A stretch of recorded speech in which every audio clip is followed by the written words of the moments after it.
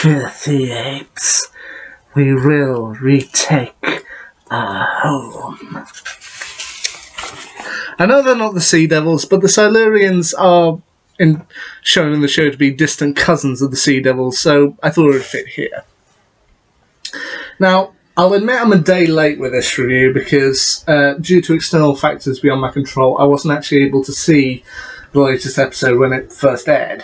But I finally have seen it now, and I'll be honest, ever since the trailer at the end of Eve of the Daleks, I was excited for this one because I felt the Sea Devils were the next logical step in line to be brought back into the modern Doctor Who era.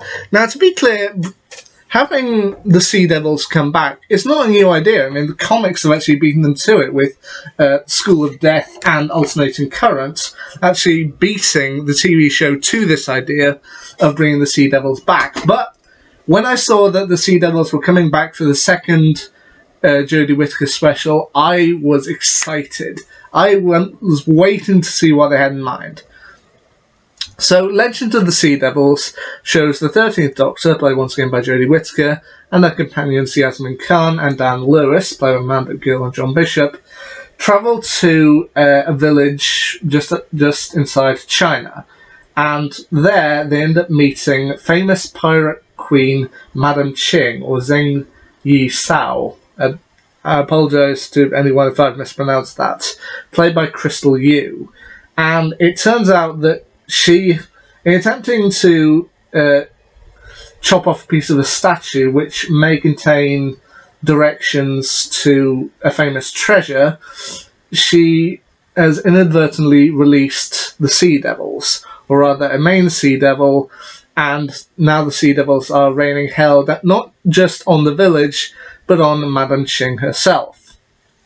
It's up to the Doctor and co to try and find out what the Sea Devils are doing and try and find a way to stop them.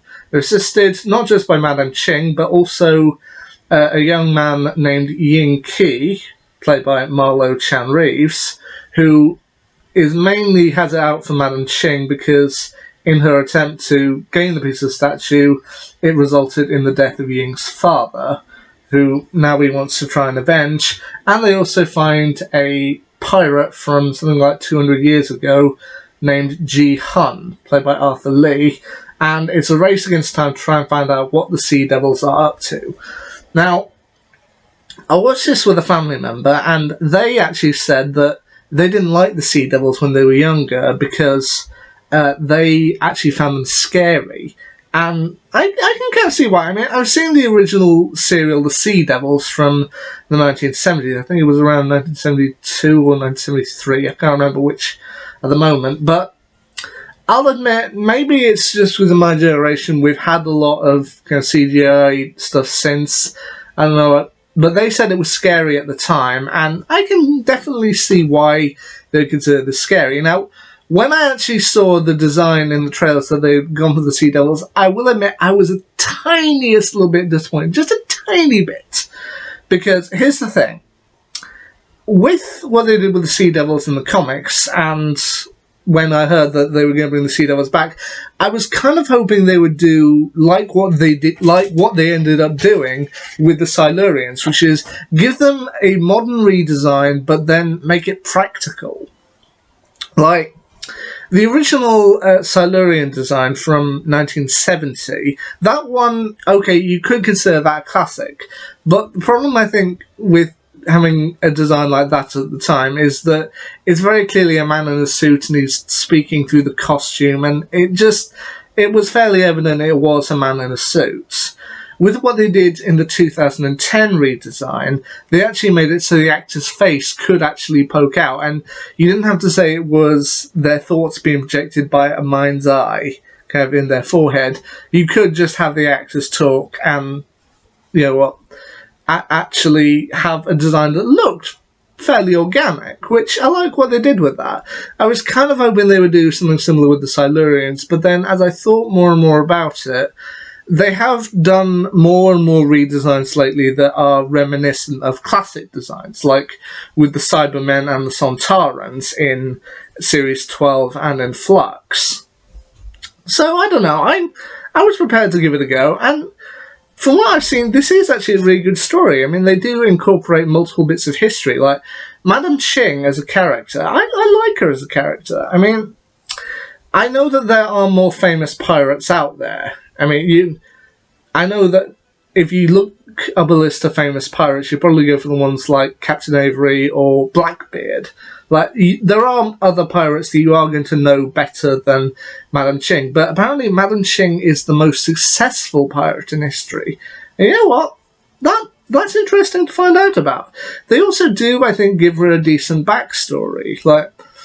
And she is one of those characters who, she's not just doing this for the thrill of the chase, but she's become a pirate and is doing this, she said throughout this episode, that the main reason why she's doing this is to try and rescue her crew, as well as her 2 children, one of whom is 3 years old and the other of whom is 6.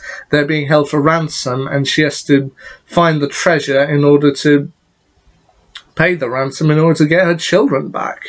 Which I do think is believable, and it's nice to see. The Fleur de la Mar treasure is apparently a real thing. I mean, I don't know about the treasure itself, but apparently the Fleur de la Mar was a real thing. And I can definitely like how they incorporated it here. They also do a ton of great visuals. Like, even when the Doctor and Yaz are in the TARDIS at the bottom of the sea and just looking out onto the ocean floor, they do a great job with that. And as I said, while I was hoping for a little more practical design with the Sea Devils, what they ended up doing, I think, does really well. This time the Sea Devils can actually blink, which does provide a very sinister edge. And while I have seen people say the mouth doesn't really move, well, it doesn't, but I can certainly see it moving here or there, which I'll admit the animatronics would have made things difficult, but I actually think they did fairly well. And as I said, the crystal shined, so whenever it was talking, so I think they did well here. Now, the big complaint that I've seen from other reviewers about this particular episode is that it did feel a little bit rushed, and could have done with maybe another 15 minutes here or there just to flesh things out. And upon watching it, yeah, I can kind of see their point. This definitely did feel a bit rushed in some places. I mean, I love the pirate aspect to it. I felt it was great. Sega Akinola's music, once again, is really good.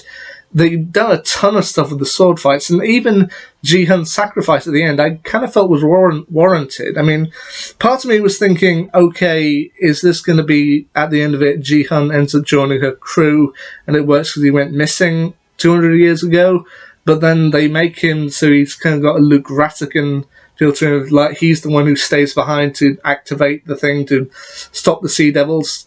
Turns out the Sea Devils all along are trying to gain a piece of treasure that, once activating their technology, can effectively flip the world around and flood the world so that they can take back the planet, which does sound like something a Silurian or Sea Devil would end up doing.